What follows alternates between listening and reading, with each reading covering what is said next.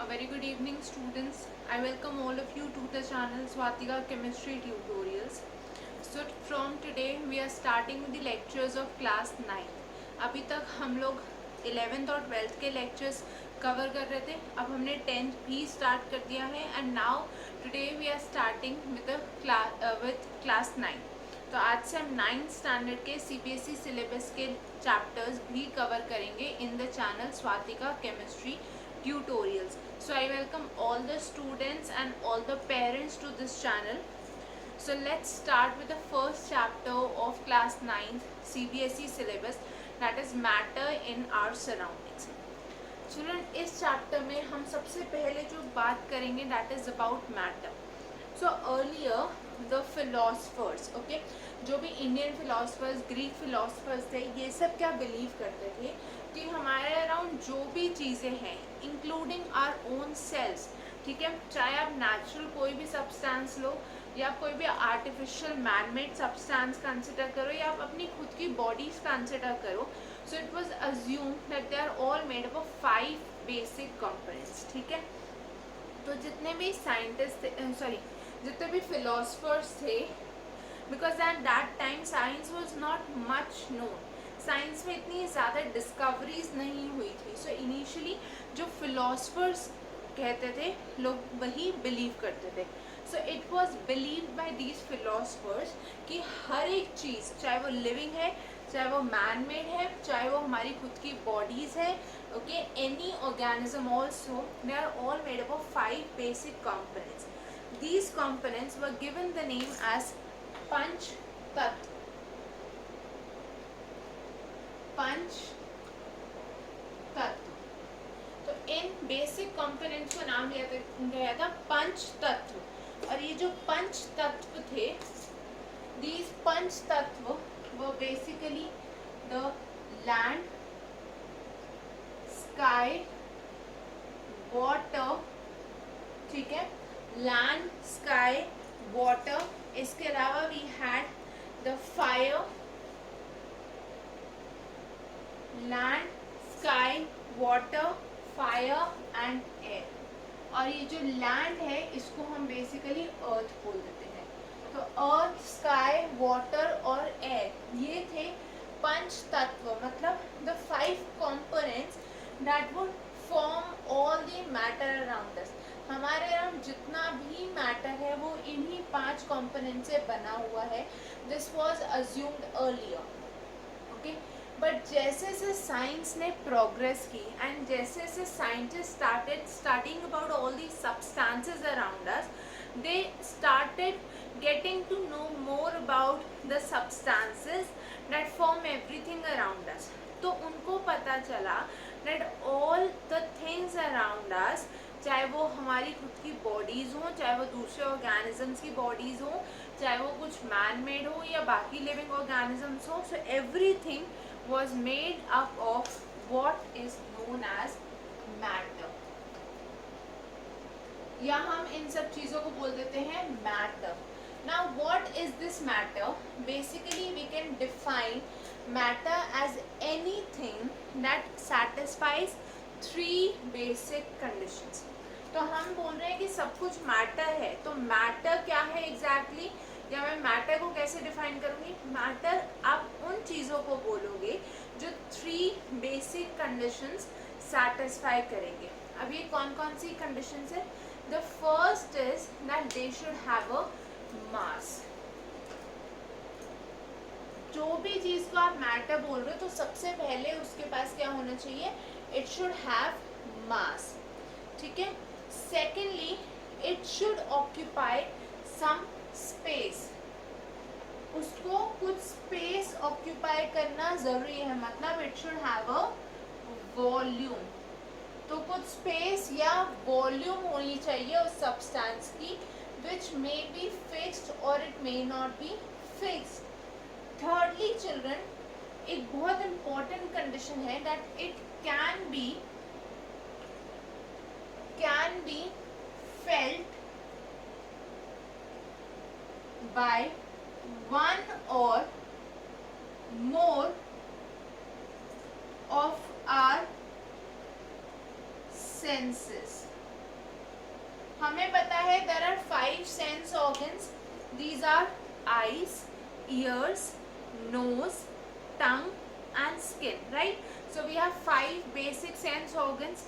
तो अगर हम किसी भी सब्सटेंस को जिसके पास कुछ मास है, जिसने कुछ वॉल्यूम ऑक्यूपाई की, अगर ऐसे किसी भी सब्सटेंस को हम अपनी इनमें से किसी भी सेंसेस से फील कर सकते हैं या सेंस ऑर्गन से फील कर सकते हैं, then we call it matter. Okay. And it is not necessary कि सिर्फ एक सेंस ऑर्गन से, but it may be even more than one sense organs. So these are the two main conditions, basic conditions, but this condition should also be satisfied. ये condition आपको बहुत सारी books में नहीं मिलती है, but they mention it indirectly. Okay, so this condition is also as important as the other two. Now let us write down the definition for matter, then we shall see some examples to understand the definition better.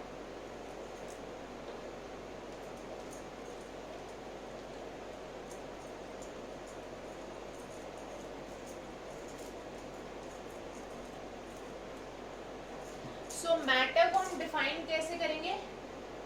Anything that has mass occupies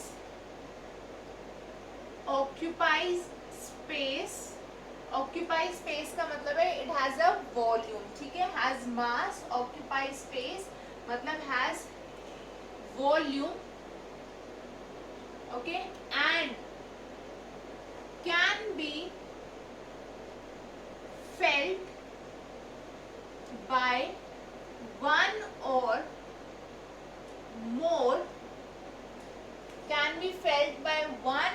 more of our senses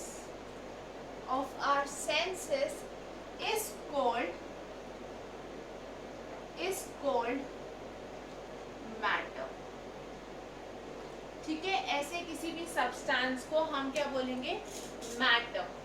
late us C some examples children. सबसे पहले एक desk अगर आप consider करो, ठीक है, desk क्या है? उसको आप सबसे पहले तो इट हैज अ मास. ठीक है, उसने कुछ वॉल्यूम या कुछ स्पेस ऑक्यूपाई करी in your surroundings. Okay. Thirdly आप उसको टच कर सकते हो. You can feel it by your skin.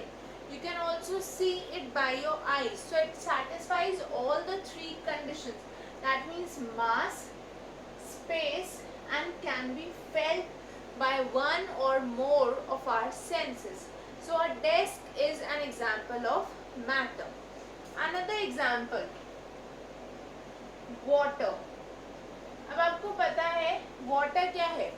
Water एक liquid है, उसने कुछ वॉल्यूम ऑक्यूपाई करी. ठीक है, वाटर की कुछ वॉल्यूम है, जैसे हम बोलते हैं 1 लीटर, 2 लीटर, 3 लीटर वाटर्स. अब इसका कुछ मास भी होगा. ठीक है, मास इसलिए है क्योंकि इट एग्जिस्ट एज मैटर. अब ये जरूरी नहीं है कि अगर वो लिक्विड है तो उसका मास नहीं होगा. हर एक लिक्विड का मास भी होता है, वॉल्यूम भी होती है. The same is applicable for solids and gases as well. They have masses as well as volumes. Okay, so water का मास है, वॉल्यूम है. Then you can hear the noise of water. जब बारिश होती है, जब टैप खुला छोड़ देते हो तो पानी की आवाज आती है. ठीक है, so you can hear the sound of water. So that is it can be felt by your ears. You can also see it, you can also touch and feel it. So it can be felt by one or more of our senses. So again, water is matter. Another example, air. अब ये बहुत ही ज़्यादा important example है. ठीक है, अगर मैं air की बात करूँ, सो चिल्ड्रन, एयर क्या है? Basically air is a mixture of various gases. So air is a mixture of gases. आप पढ़ते हो कि एयर में बहुत सारी गैसेस हैं, such as nitrogen, oxygen, carbon dioxide etcetera.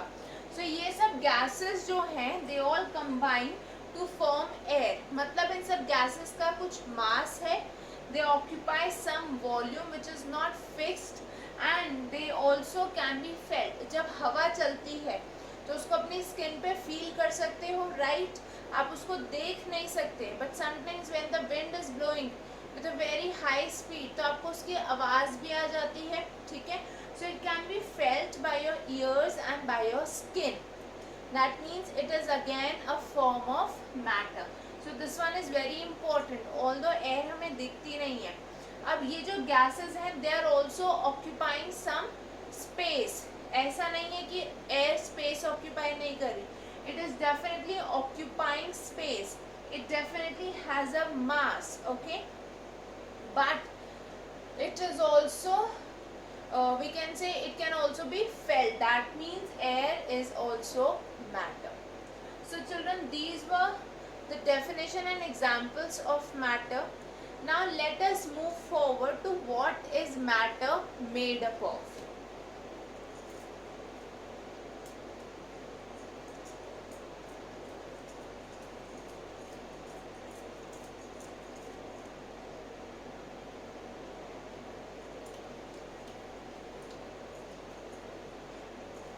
It was observed that all matter is made up of very tiny particles. ठीक है, तो matter क्या है? छोटे छोटे particles से बना है which are different and depend upon the type of matter.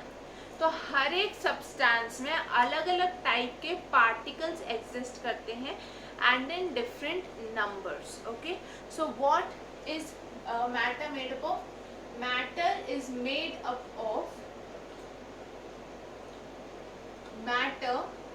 made up of particles. तो particles क्या है? They are the smallest unit that form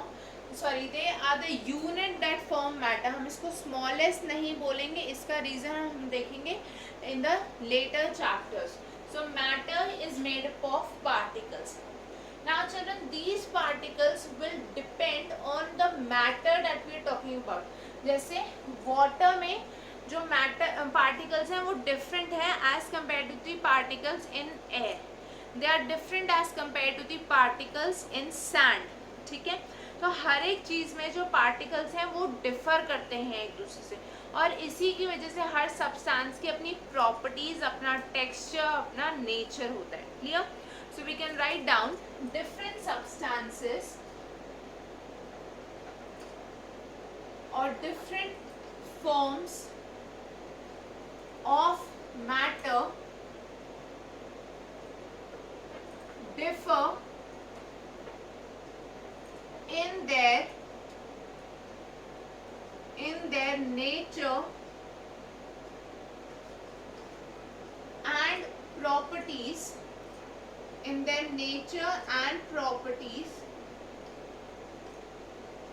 due to differences or difference in the type of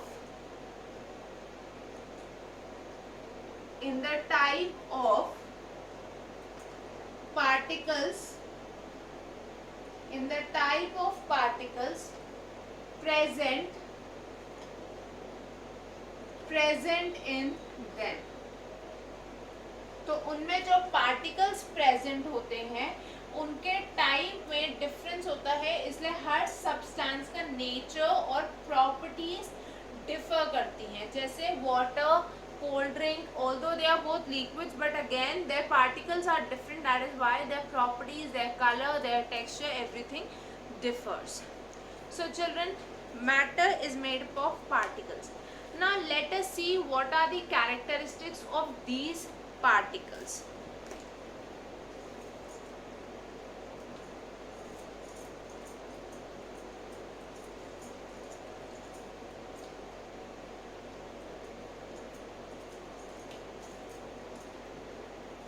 The next topic is characteristics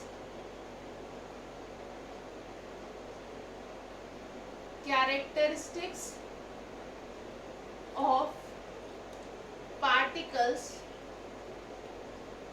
characteristics of particles of matter. तो matter में जितने भी particles होते हैं इनके भी कुछ कैरेक्टरिस्टिक्स होते हैं। Let us see what these characteristics are. सबसे पहले I would like to discuss an activity that would explain us the first characteristic. Children, if I take a drop of ink and I add it to water, ठीक है, what do? I have a beaker, इसमें I have water, ठीक है, in this beaker I have water. Now to this water I add a drop of red ink, ठीक है, इसमें मैंने क्या करा, एक ड्रॉप रेड इंक की ऐड कर दी। तो ये जो इंक है जब मैं इसको पूरा मिक्स करूंगी तो ये पूरे इस वाटर में मिक्स हो जाएगी and the water would turn red. Okay, so when this happens I have a 100 ml solution of this ink in water. मैंने क्या किया, 100 ml वाटर में इंक की एक ड्रॉप डाल के पूरा सॉल्यूशन बना लिया। अब क्या होगा, I take 10 ml of this, ठीक है, मैंने इसका 10 ml ले लिया and I add 10 ml of, let's call this as A, so 10 ml A, इसमें मैंने डाला 90 ml of water. This means कि अब ये जो सॉल्यूशन बना इसका रेड कलर स्लाइटली कम होगा क्योंकि हमने यहाँ पे इस रेड सॉल्यूशन का एक छोटा सा पार्ट लेके उसमें वाटर ऐड किया है। सो दैट मीन्स यहाँ पे भी हमें एक रेड सॉल्यूशन मिलेगा but this red would be lighter, ठीक है।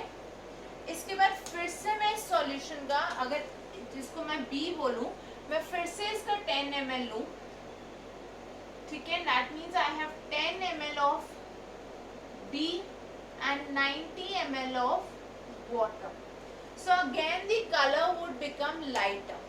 दैट मीन्स अगर मैं इस प्रोसेस को कंटिन्यू करती रहूं 5-6 times, the colour would go on fading, ठीक है। हमने क्या किया, इनिशियली वाटर में एक रेड इंक की ड्रॉप डाली, उसको हमने हर बारी उसमें वाटर ऐड करके थोड़ा सा अमाउंट सॉल्यूशन का लेके वाटर ऐड किया and we go on adding more water to it. So ultimately the colour fades, okay, but even at the end हमें यहाँ पे एक बहुत ही लाइट सा कलर मिलेगा सॉल्यूशन का and it would not completely disappear even after repeating the process 5-6 times. Okay, this means children कि जब आपने उसको बहुत बार रिपीट कर दिया, मतलब जो लास्ट में after 5-6 times when the process is repeated, तो तब जो मेरे पास सॉल्यूशन होगा उसमें इस ए का बहुत ही छोटा सा पार्ट होगा, okay, in small fractions only, right. हर बार मैंने क्या करा, इसका प्रीवियस सॉल्यूशन का 10 ml लिया, उसमें 90 ml वाटर डाला, तो जब मेरे पास लास्ट सॉल्यूशन होगा आफ्टर 5-6 टाइम्स तो उसमें इस ए का बहुत ही छोटा सा अमाउंट होगा। Even that solution would have a slight colour.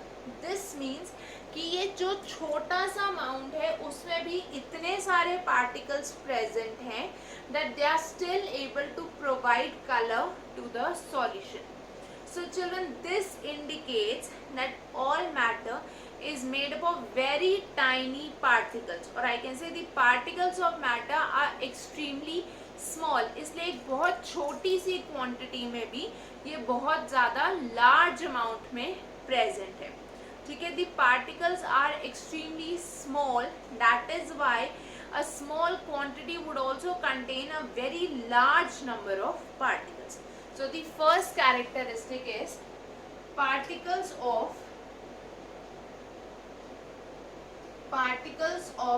matter are extremely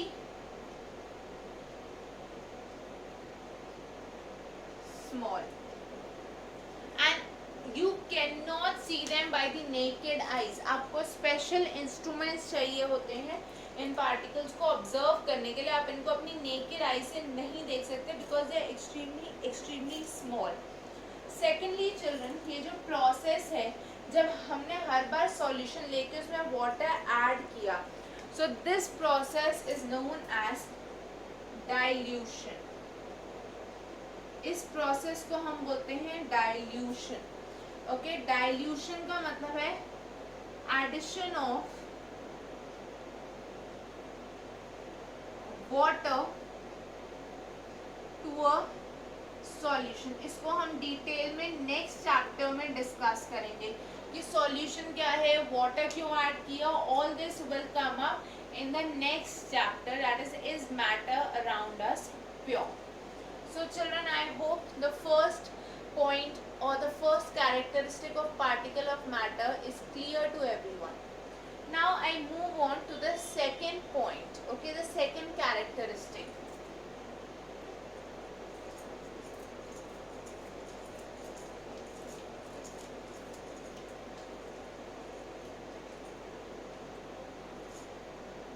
Children, the second characteristic again we'll understand by using an example or an activity. Let's say I have a beaker again filled with 100 ml of water. So इस beaker में क्या है? There is 100 ml water. अब मैंने क्या किया? I add a spoon of or teaspoon of salt to it. Or let's say I add 5 gram of salt to this beaker. So there's a question. क्या ये 5 ग्राम salt इस 100 ml water में add करने से इसकी वॉल्यूम चेंज होगी? ये जो सॉल्ट है जब हमने इसको ऐड करा, so will it go and increase the volume of this water? Children, the answer is no. जब हमने सॉल्ट ऐड करा, what actually happens is the volume of the solution would be same as the initial volume of the water. This is because ये जो water है इसके बीच में spaces हैं, water के बीच में स्पेसेस हैं, और जो सॉल्ट के पार्टिकल्स हैं वो इन वाटर पार्टिकल्स के स्पेसेस के बीच में जाके खुद को इंसर्ट कर लेंगे.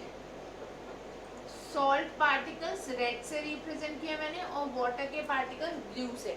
सो ये जो रेड पार्टिकल्स मतलब सॉल्ट के पार्टिकल्स हैं, they would insert themselves between the spaces or in the spaces between the particles of water. So the next point is particles of matter. Particles of matter have spaces between them. Have spaces between them. तो जब भी आप sugar या salt add करते हो water में तो volume change नहीं होती, बिकॉज दी सॉल्ट और sugar particles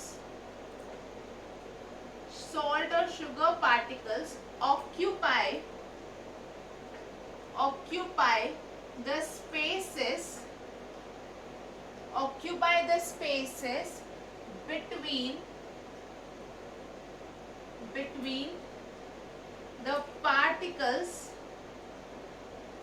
between the particles of water. तो ये क्या करते हैं, ये वाटर के पार्टिकल्स के बीच की जो स्पेसेस होती हैं उनको ऑक्यूपाई कर लेते हैं. दैट इज वाई जो सॉल्यूशन है उसकी वॉल्यूम में कोई डिफरेंस आपको नहीं ऑब्जर्व होगा. So children, this was the second property. Moving on to the third property of the particles of matter.